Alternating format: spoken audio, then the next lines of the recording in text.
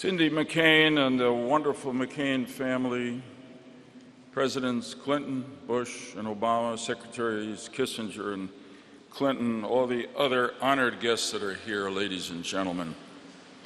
Becoming John McCain's friend is one of the great blessings of my life. Being asked to pay tribute to him today is one of the great honors.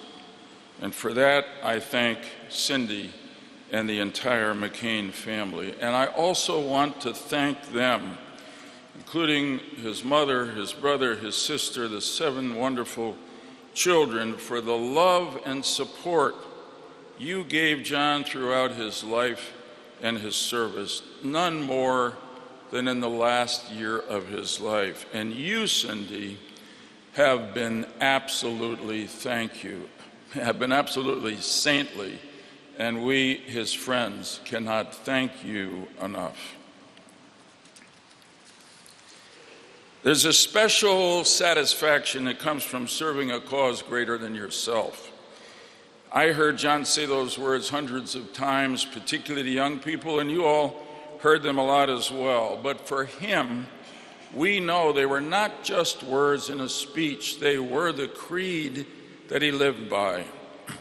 And the greater cause to which he devoted his life was America.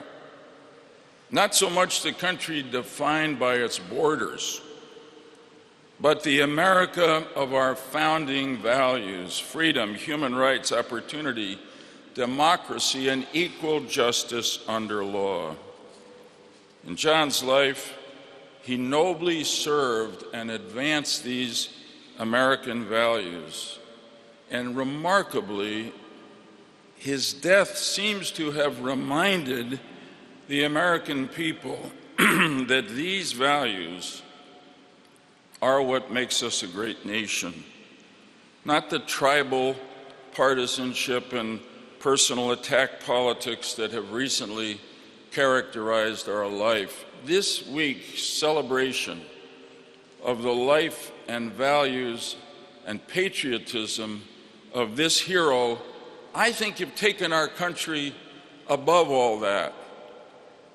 In a way, it's the last great gift that John McCain gave America. And I want to suggest today that we can give a last great gift to him, which is to nurture these values and take them forward into the years ahead to make America the better country John always knew it could be. I pray that we will, and I ask you to do so as well. Now let me try to pay tribute to this great man by describing and sharing stories from our friendship, which began in the early 1990s as part of a bipartisan group pushing our government to stop the aggression and slaughter in Bosnia. And then we began to collaborate on a lot of bipartisan legislation. But really our friendship deepened in our travels together around the world with our third amigo, Lindsey Graham. When you traveled with John, even with Lindsey along, the purpose was not to have fun. In fact, sometimes it seemed the purpose was just to survive the schedule he had organized. John had a restless energy every day, including the days we traveled, to get the most out of every day he possibly could, and he did. And so did we, who were privileged to know him. John traveled to learn so he could be a better senator. He traveled to represent America as best he could wherever we went, and he did. And he traveled to support the men and women of our armed services, whether in war or at peace, wherever they were. And they, in turn, welcomed him in not just respect, but awe, as the hero John McCain was, is, and always will be. In shared experiences and long conversations on these trips, John and I got to know and trust each other as friends in a way that doesn't happen because it can't happen much anymore in the frenetic Washington life of senators. Our friendship taught me many things, including, I must add, some jokes that I otherwise never would have known. John loved to laugh and make others laugh. When he found a joke that people liked, he told it over and over and over again. One of my favorites was about the two inmates going through the food line for dinner at the state penitentiary. One says to the other, "The food is terrible here." And the other says, "It was a lot better when I was governor."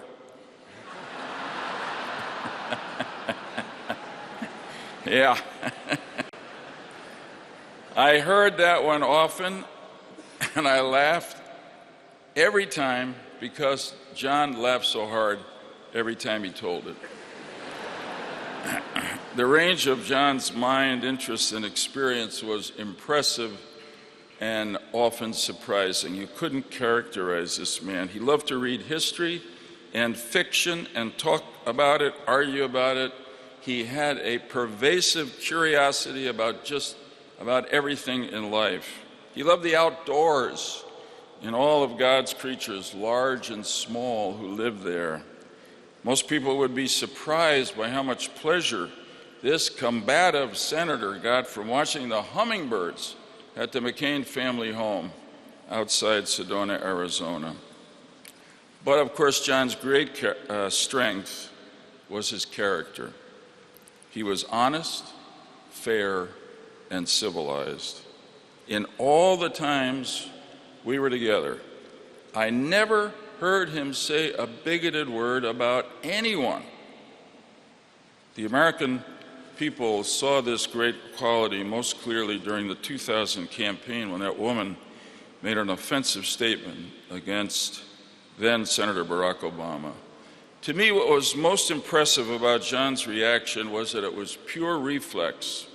It was who John was. He didn't need to consult anyone. He immediately defended his opponent's name and honor and thereby elevated for that moment our politics and made us a more perfect union.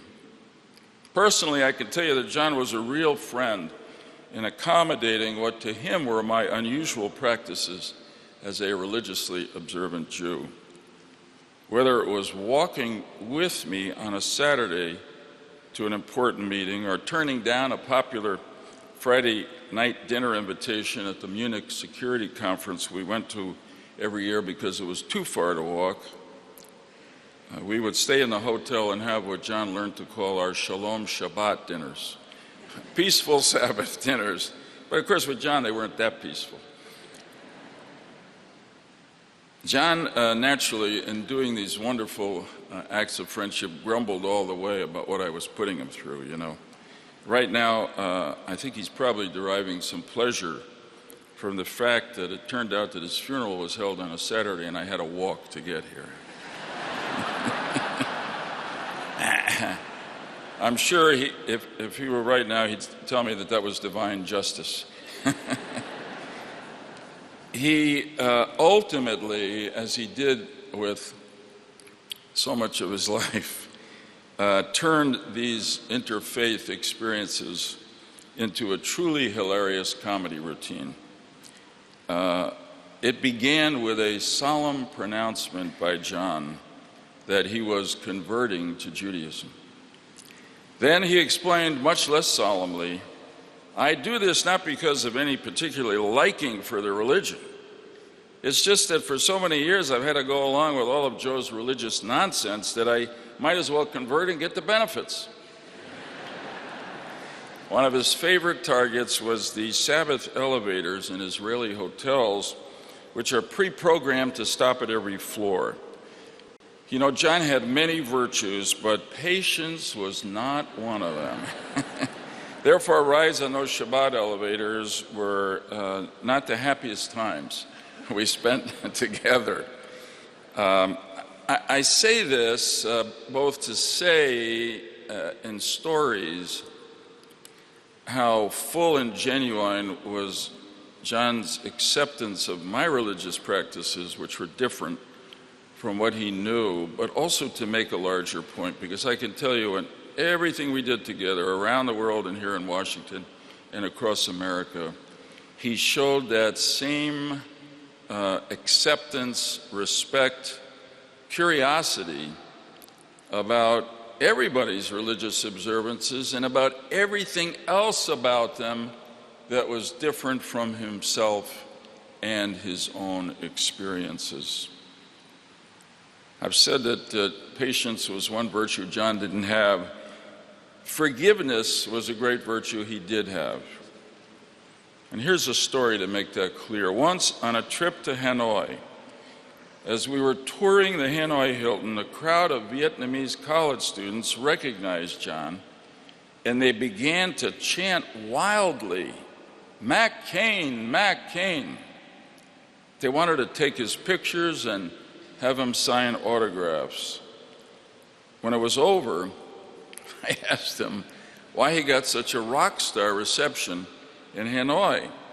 And with classic directness, he said, "Well, first, Joe, it's because they've been taught that I was treated a lot better here than I really was.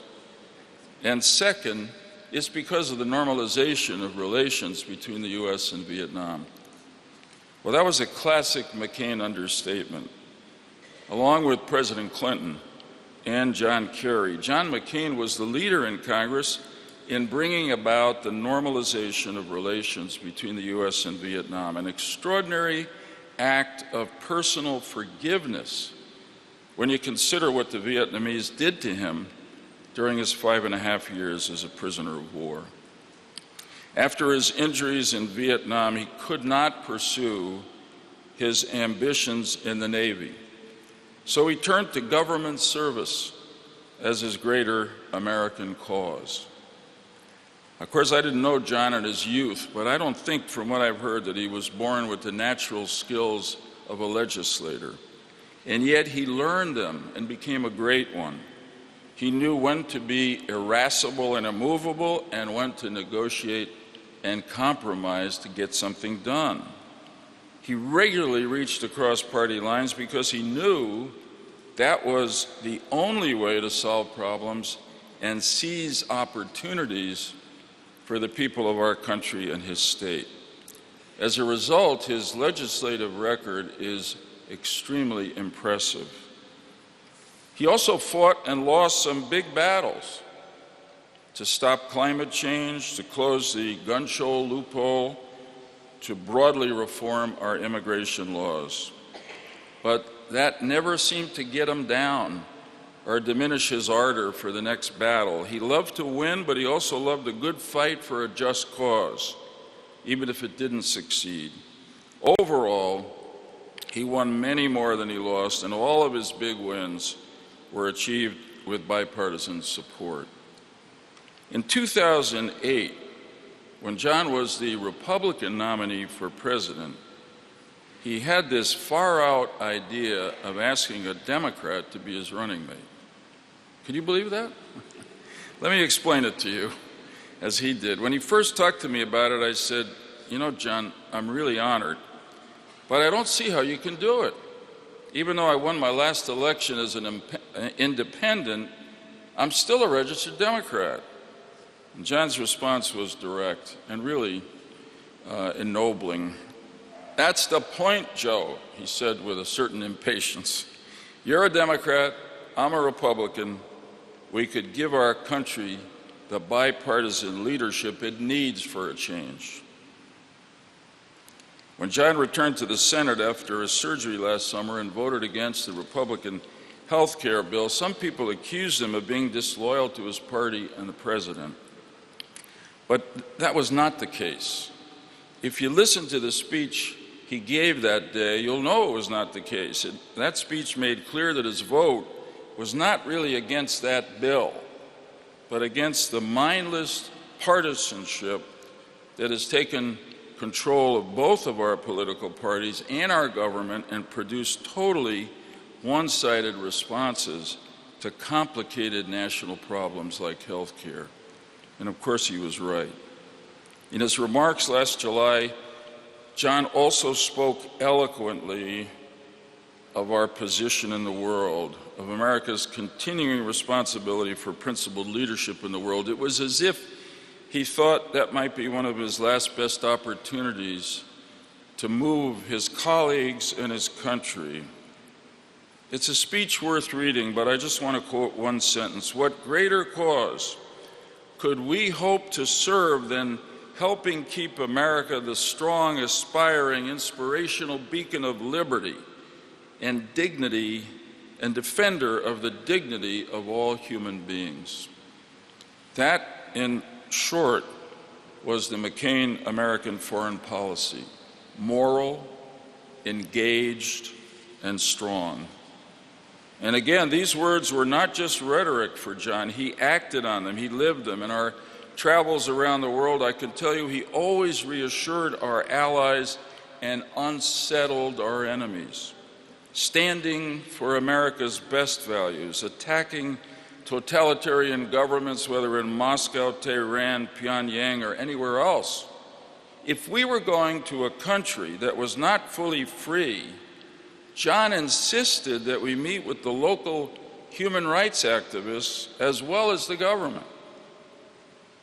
I will never forget that day in Myanmar.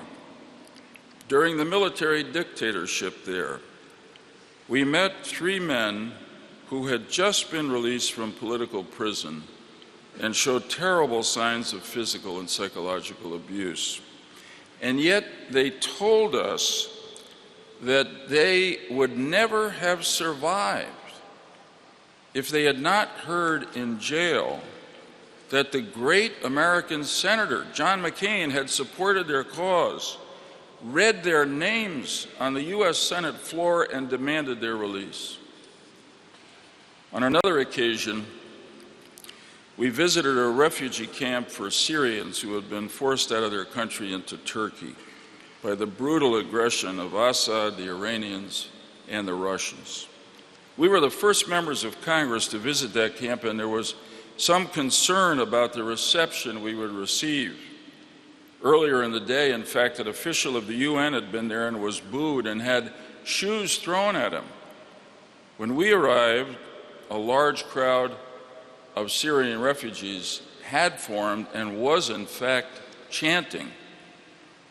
But rather than booing and throwing shoes, they were cheering and chanting words of welcome and thanks. And the 2 words they chanted most were John McCain. What is most remarkable about these 2 stories, and I could tell you many more, is how unremarkable they are. And that's because the name John McCain, based on the actions of the man John McCain, had become a source of hope and inspiration for oppressed people throughout the world, as it was a source of security for allied countries that share our values. One last story. One of John's favorite cities in the world was Jerusalem. And one of his favorite things to do there was to stand on the balcony with Lindsay and me of our hotel, looking out at the old city and discussing all the religious and political history that had happened there over the centuries. So when I first told John that I had decided not to run for the Senate again in 2012, he was puzzled and, frankly, even a little bit angry. But then the next day he called me, and this is my best recollection of the conversation. He said, I've been thinking, if you go out into the private sector, you're going to make some more money, and then you and Hadassah can afford to buy a second home in Jerusalem that has an extra room for me with a balcony where we can look out and talk about that city and its history. Well, since then, when I talked to John or visited with him, he would ask me, Joey, have you made enough money yet to buy that place in Jerusalem? And I'd answer, not yet, Johnny, but I'm getting closer. Now, sadly, fate has intervened before we could realize that dream. But I am comforted by the fact that Jerusalem is not just a holy and historic city. It is also the visionary symbol of the dreams that all people share and the destiny that we all desire. It is the original heavenly shining city on the hill. In that sense, for many people in the life of the Spirit, Jerusalem, the shining city on the hill, are really heaven. And it is to that heavenly Jerusalem where I am confident the soul of John Sidney McCain III is going now. And I want to imagine that there's going to be a beautiful home waiting for him there with a balcony from which he can contemplate the shining city and hopefully inspire us here on earth to conduct ourselves with just some of the patriotism, principles, and courage that characterized his magnificent life of service to America and to so many noble causes greater than himself. Godspeed, dear friend. May angels sing you to your eternal home.